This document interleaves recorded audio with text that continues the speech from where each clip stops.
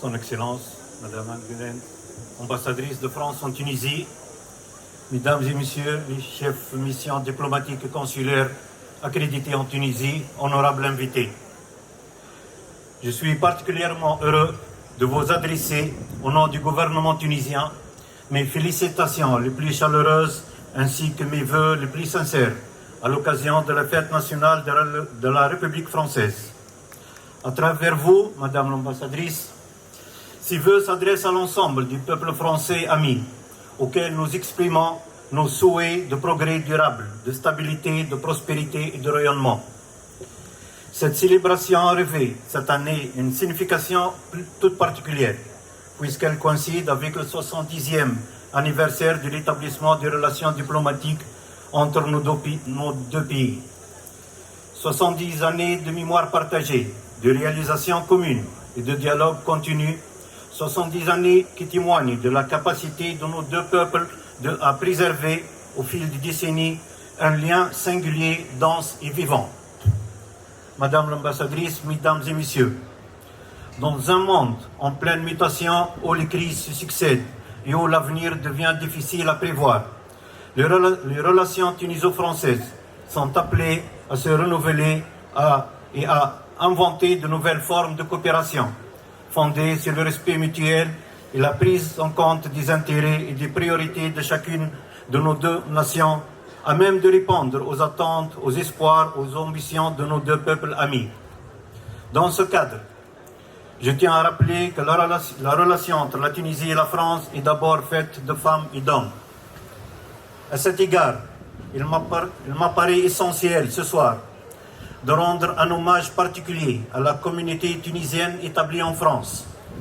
Par leur travail, leur talent, leur discipline, leur créativité et leur volonté de réussir, les Tunisiennes et les Tunisiens résidant en France contribuent pleinement à l'essor de la société française. Leur présence honore la Tunisie et enrichit la France. Nos concitoyens se distinguent partout où la société française se construit au quotidien. Dans les écoles, dans les universités, dans les hôpitaux, dans les entreprises, dans les laboratoires et dans les chantiers et dans d'autres lieux où se transmet le savoir, où se protège la vie, où se crée la valeur et où se bâtit l'avenir. Il incarne l'une des plus belles promesses de notre relation, celle de parcours d'excellence, de réussite partagée, de fidélité croisée et de ponts humains solides.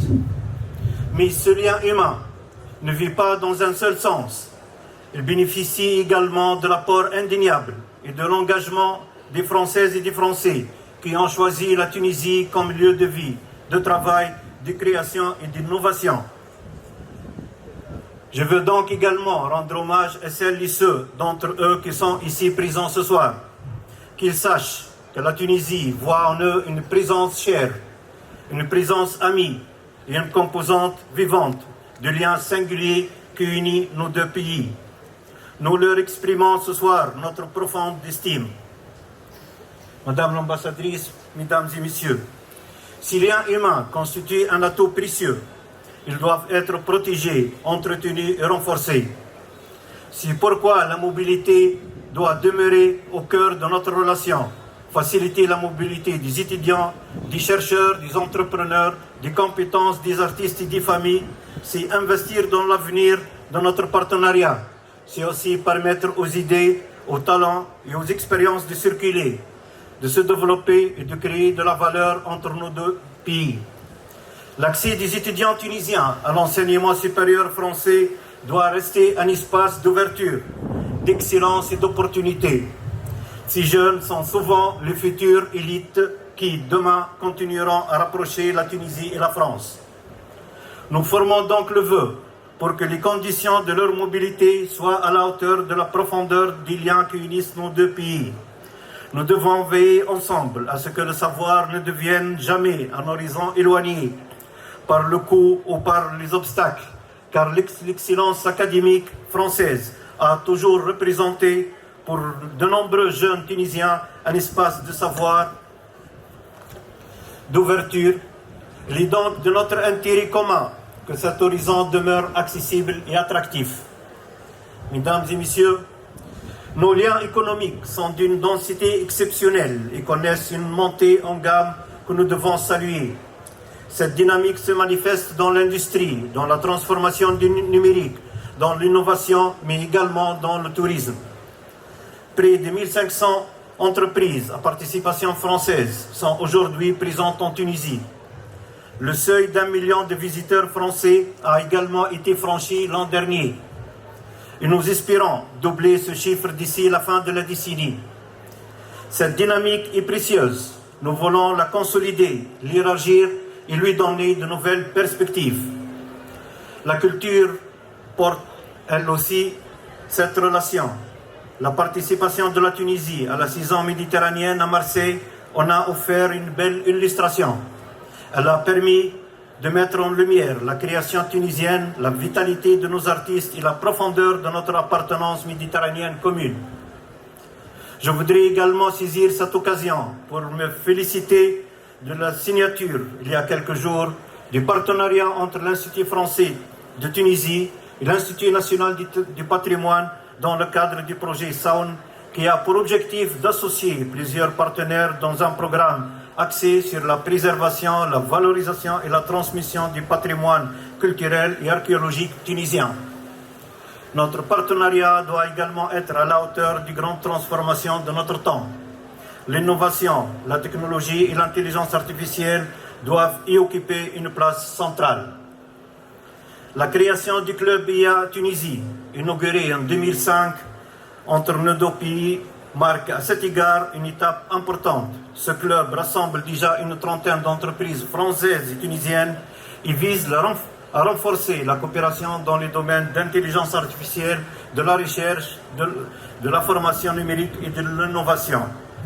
De même, la réussite du Forum méditerranéen de l'intelligence artificielle, tenu à Tunis les 20 et 21 novembre 2025, confirme cette dynamique. Elle montre que la Tunisie et la France partagent une même volonté, ne pas subir la transformation numérique, mais y prendre part, l'orienter et surtout l'humaniser. Cette ambition doit permettre à la Méditerranée de ne pas rester spectatrice des mutations du monde, mais de devenir actrice de son propre destin numérique. Madame l'ambassadrice, mesdames et messieurs, le monde traverse aujourd'hui une phase de transition dont nul ne saurait sous-estimer la gravité et dont l'impact économique, environnemental et humain s'étend à tous les pays.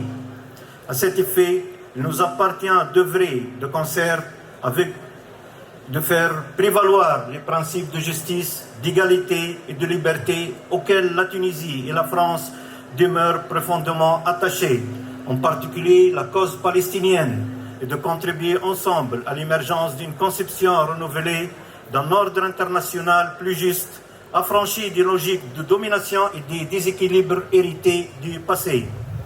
Madame l'ambassadrice, mesdames et messieurs, au nom de cette histoire partagée et des liens humains qui unissent nos deux pays, je forme le vœu que la Tunisie et la France continuent d'avancer ensemble, afin que notre amitié demeure fidèle à sa mémoire, tout en étant résolument tournée vers l'avenir, que notre partenariat soit à la hauteur des aspirations de nos peuples et que la Méditerranée qui nous unit devienne davantage encore un espace de dialogue, de justice et d'innovation et de paix.